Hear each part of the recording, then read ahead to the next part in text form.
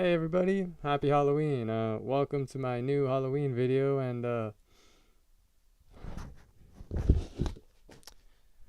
thought that would be a lot funnier.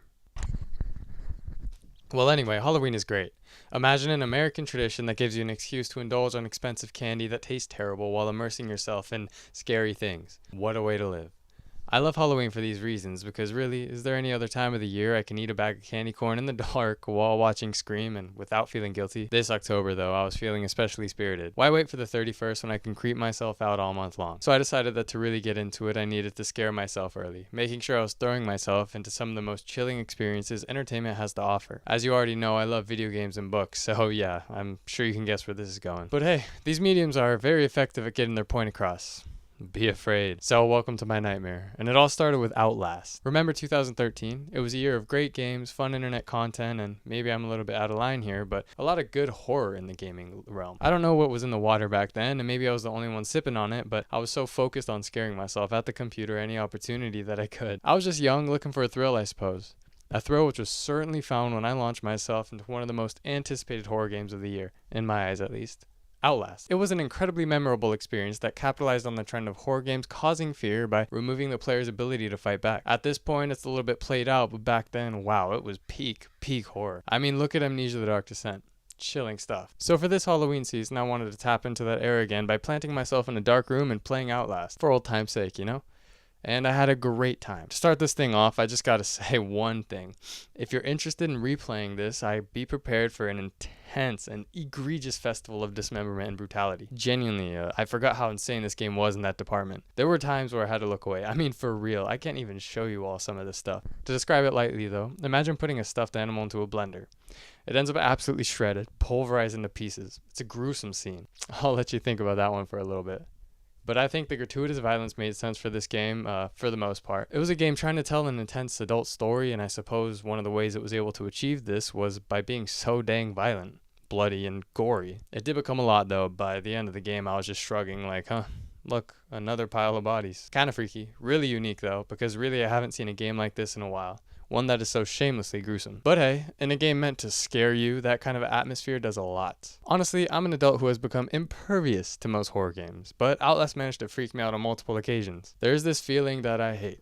A feeling that leaves me vulnerable. A feeling that gets my heart pounding, that stresses me out and clouds my thoughts. It's the feeling of being watched and pursued. And Outlast manages to invoke that feeling for nearly the entirety of the game. It was impressive because even in those moments where I wasn't actively being chased, there was still this voice in my head saying, look out. And that's horror. Red Barrels excelled in creating a space where there's something lurking around every corner, waiting to pounce. And they don't pounce every time. Some will remain in place and just stare at you.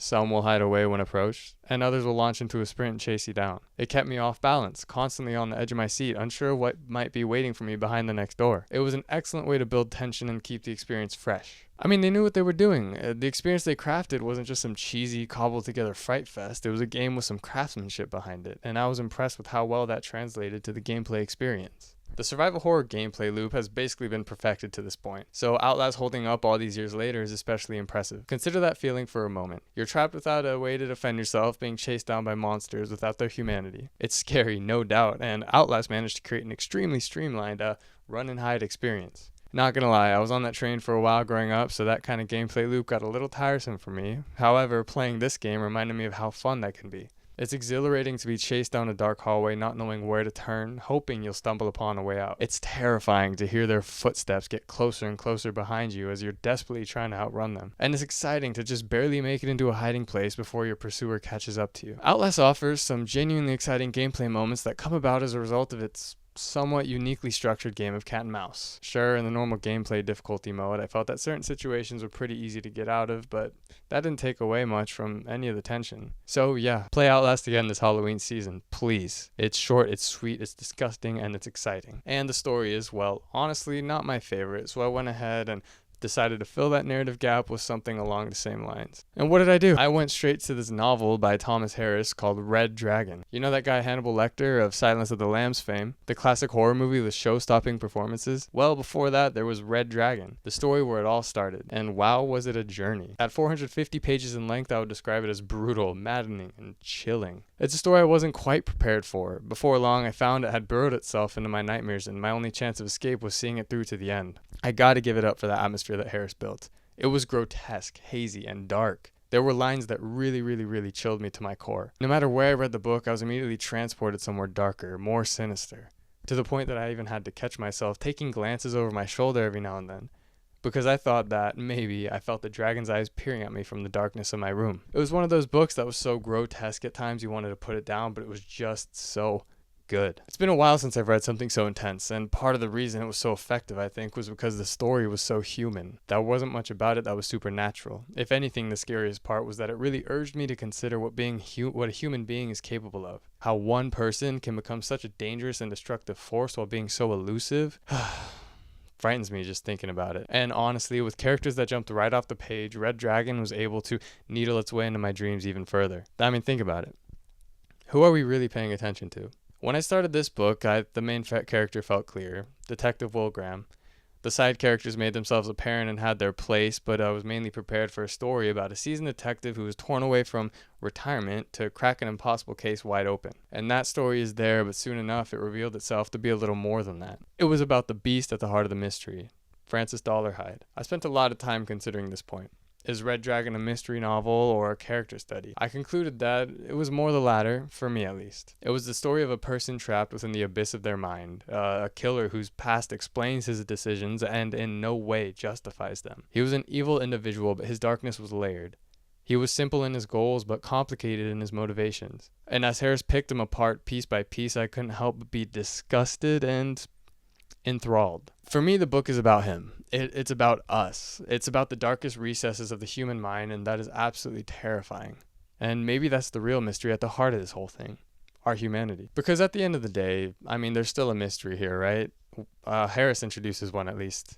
Broadly speaking, it's to see Detective Graham find the killer, and the question is, how will he do it? But as I turned the pages, that question started to fade into the background, because it slowly became about who and why more than about when and how. Harris puts a lot of focus on Dollarhide. He also spends a lot of time characterizing Graham. And there's an incredibly interesting dynamic that builds between the two, resulting in an interesting gray area where questions are asked and some are never answered. When two diametrically opposed forces are pitted against each other, is there any humanity left between the two once the curtain closes on their relationship? That's a tough question to answer, because I might argue that with the way things wrapped up at the end of the story, Graham might have been no better off than the killer. And I think that was the biggest mystery, the most bone-chilling conversation this book illuminates. What do we have left when our souls are stripped away? Overall, it was a great novel and a tremendous way to tease my mind into something a little creepier as the seasons shift. Would definitely recommend you give this one a shot if you're looking for something to keep you up at night. What a month so far. Life has been a bit rough recently, but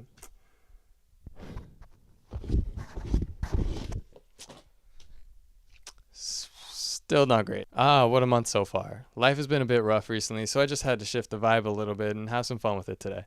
There's just so much quality horror out there that I had to revisit some classics and see how they held up in today's day and age. And they do hold up quite well. So much so that I would urge you one more time to experience both for yourself, because together they create the perfect cocktail of creepy. Anyway, that's my time. I appreciate you for watching. Let me know your thoughts if you got any, but for now, I'm Comp Graphics, and I'll catch you later.